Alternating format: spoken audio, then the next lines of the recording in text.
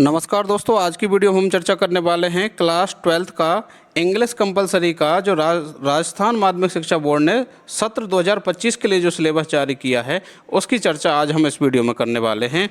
साथियों, जो सिलेबस होता है वह एक तरीके का आपकी मंजिल तक पहुंचने का एक रोड मैप होता है, जिस रास्ते पर चल कर के आप अपनी मंजिल तक पहुंचते हैं, यानी कि जो आपको अच्छे मार्क्स प्राप्त करने हैं वो अच्छे मार्क्स प्राप्त करने की जो मंजिल का रास्ता है वो इस सिलेबस से होकर के ही जाता है। इसलिए जो सिलेबस है इसको अच्छे से समझना और अच्छे से जानना अति आवश्यक है। इसलिए आप वीडियो में अंत तक बने रहिएगा ताकि जो सिलेबस है वो आपको अच्छे से समझ में आ जाए। तो वीडियो को शुरू करते हैं और देखते हैं कि जो आपका पेपर है वो 3.25 घंटे का रहने वाला है।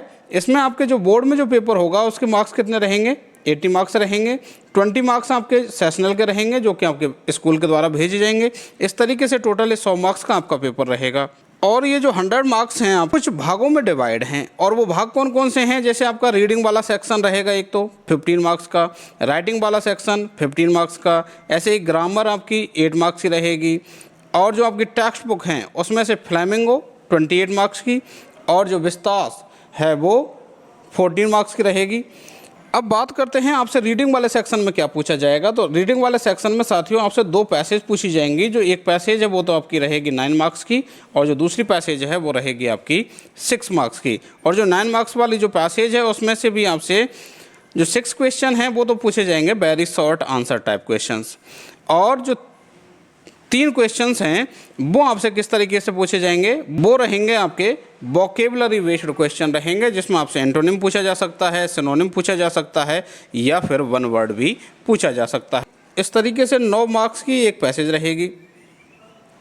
और जो दूसरी पैसेज है उसमें आपसे 4 क्वेश्चन तो वेरी शॉर्ट आंसर टाइप पूछे जाएंगे, और 2 क्वेश्चन आपसे वोकेब से रिलेटेड, जिसमें सिमिलर वर्ड या अपोजिट यानी कि एंटोनिम या सिनोनिम आपसे पूछे जा सकते हैं। अब बात करते हैं सेक्शन बी की, और ये जो सेक्शन बी है वो आपका किस चीज़ का रहने वाला है?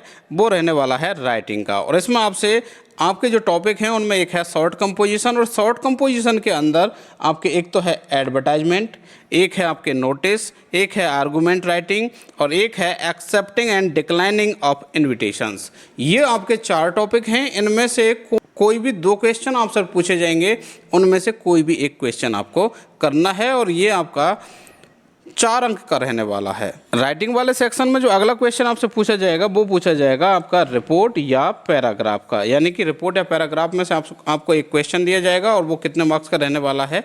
5 मार्क्स का रहने वाला है। इससे आगे आपसे इसी सेक्शन में क्या पूछा जाएगा? लेटर, जो कि कितने मार्क्स का रहने वाला है? 6 मार्क्स का रहने वाला है। इसमें आपके 3-4 तरीके के लेटर हैं, जिसमें बिजनेस या ऑफिशियल लेटर है, और लेटर टू एडिटर है, जॉब एप्लीकेशन है। तो इनमें से कोई भी आपको 2 क्वेश्चन दिए जाएंगे, और उनमें से कोई भी आपको एक करना होगा। अब बात करते हैं ग्रामर सेक्शन की। ग्रामर सेक्शन में आपके 4 टॉपिक हैं। एक है आपका क्लॉज, दूसरा है आपका सिंथेसिस, तीसरा जो टॉपिक है फ्रेजल वर्ब, और जो चौथा टॉपिक है आपका कंजंक्शन। ये जो चारों टॉपिक हैं आपसे 2-2 मार्क्स में पूछे जाएंगे। इस तरीके से टोटल आपकी जो ग्रामर है वो 8 मार्क्स की रहने वाली है। अब बात करते हैं सेक्शन सी की, जो कि बड़ा ही इम्पोर्टेंट सेक्शन है, क्योंकि यह 42 मार्क्स का आपका रहने वाला है। और जो विद्यार्थी हैं वो अक्सर इस पार्ट को ही इग्नोर करते हैं। और इसमें आपसे क्या पूछा जाना है? जो आपकी टेक्स्ट बुक्स हैं उनमें से एक तो है आपकी फ्लेमिंगो, और एक है आपकी विस्तास। ये जो दोनों बुक्स हैं वो आपकी 42 मार्क्स की रहने वाली हैं। अब बात करते हैं फ्लेमिंगो में भी आपके 2 पार्ट हैं, एक तो है प्रोज वाला पार्ट और एक है पोइट्री वाला, यानी एक गद्य वाला भाग और एक पद्य वाला भाग। तो इसमें आपका जो प्रोज वाला भाग है, गद्य वाला भाग, उसमें से आपसे एक तो क्या पूछी जाएगी? पैसेज पूछी जाएगी, और वो कितने मार्क्स की रहने वाली है? 6 नंबर की। यानी एक तो रहेगी सीन पैसेज, कौन सी बुक में से रहेगी? फ्लेमिंगो जो आपकी बुक है उसमें से रहेगी। इसके अलावा आपसे एक लॉन्ग आंसर टाइप क्वेश्चन पूछा जाएगा, कितने अंक का? 4 अंक का पूछा जाएगा। इसके अलावा इस बुक में से ही आपसे 2 शॉर्ट आंसर टाइप क्वेश्चंस भी पूछे जाएंगे, जो कि 2-2 नंबर के रहेंगे, टोटल 4 नंबर के। इस तरीके से ये जो आपका फ्लेमिंगो का प्रोज वाला जो पार्ट है वो 14 मार्क्स का आपका रहने वाला है। अब बात करते हैं इसके पोइट्री वाले भाग की। तो इस पोइट्री वाले भाग में आपसे एक 6 नंबर की तो क्या पूछी जाएगी? एक्सप्लेनेशन, यानी कि व्याख्या आपसे करवाई जाएगी। इसके अलावा आपसे एक लॉन्ग आंसर टाइप क्वेश्चन पूछा जाएगा, जो कि कितने मार्क्स का रहेगा? 4 मार्क्स का रहेगा। इसके अलावा आपसे two short answer types question भी पूछे जाएंगे, जिनका उत्तर आपको 20 से 30 शब्दों में देना होगा और वो 2-2 मार्क्स के रहेंगे और टोटल 4 मार्क्स के रहेंगे। इस तरीके से आपका जो फ्लेमिंगो का जो पोइट्री वाला जो सेक्शन है वह आपका टोटल 14 मार्क्स का रहने वाला है। अब बात करते हैं आपकी जो दूसरी बुक है, कौन सी, बिस्तास। इसमें से आपसे एक तो बड़ा क्वेश्चन पूछा जाएगा 4 नंबर का, जिसका आंसर आपको लगभग 60 वर्ड्स में करना होगा। और इसमें से क्या पूछा जाएगा, 2 शॉर्ट आंसर टाइप क्वेश्चंस पूछे जाएंगे, जो कि कितने मार्क्स के रहेंगे, 2-2 मार्क्स के रहेंगे, टोटल 4 मार्क्स के। इसके अलावा जो सबसे अच्छी चीज़ इस बुक में से पूछी जाएगी वो क्या रहेगा, 6 मल्टीपल चॉइस क्वेश्चंस पूछे जाएंगे। यानी इस किताब में आपके जो लेसन्स हैं उन लेसन्स पर आधारित आपसे 6 क्वेश्चन पूछे जाएंगे।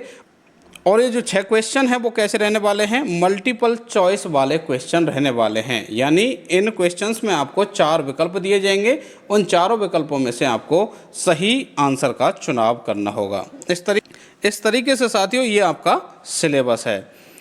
इसमें सबसे इम्पोर्टेंट बात यही है कि जो आपकी बुक्स हैं, जो टेक्स्ट बुक्स हैं, उनको आपको इग्नोर नहीं करना है, इन पर आपको विशेष ध्यान देने की आवश्यकता है। क्योंकि अगर आप देखते हैं कि जो आपका बोर्ड का पेपर 80 मार्क्स का होने वाला है, उसमें से 42 मार्क्स तो अकेले ये जो बुक्स हैं वही देने वाली हैं आपके लिए। तो हमें इन बुक्स पर थोड़ा फोकस करने की आवश्यकता है। आशा करता हूँ साथियों ये जो सिलेबस है वो आपको अच्छे से समझ में आया होगा, और यदि ऐसा है तो आप इस वीडियो को लाइक कीजिए, अपने अन्य साथियों तक शेयर कीजिए। और यदि आप चैनल पर नए हैं और चैनल को सब्सक्राइब नहीं किया है तो चैनल को सब्सक्राइब करके बेल आइकन प्रेस कर लीजिए, ताकि हमारी वीडियोज़ के नोटिफिकेशन आपको समय पर मिल सकें। मिलते हैं अगली वीडियो में, तब तक के लिए धन्यवाद।